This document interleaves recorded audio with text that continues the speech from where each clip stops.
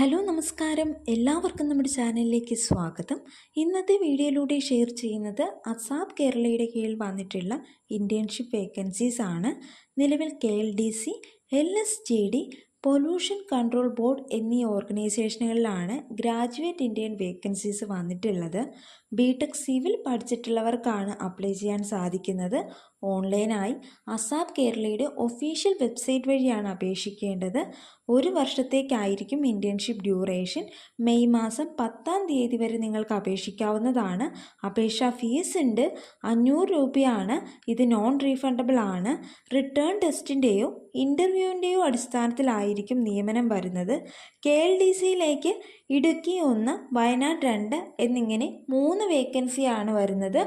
12,000 രൂപയാണ് പ്രതിമാസ financial benefit ഉണ്ടാവുക. LSGD കോട്ടയം 1, ഇടുക്കി 5, പാലക്കാട് 3, മലപ്പുറം 1, വയനാട് 4 എന്നിങ്ങനെ total 14 വേക്കൻസിയാണുള്ളത്.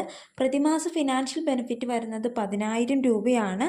Pollution control board Idukki 3 vacancy, Wayanad 1 എന്നിങ്ങനെ ടോട്ടൽ 4 വേക്കൻസിയാണ് PCBയിൽ വന്നിട്ടുള്ളത്. 10,000 രൂപയാണ് പ്രതിമാസ ഫിനാൻഷ്യൽ ബെനിഫിറ്റ് ലഭിക്കുന്നത്.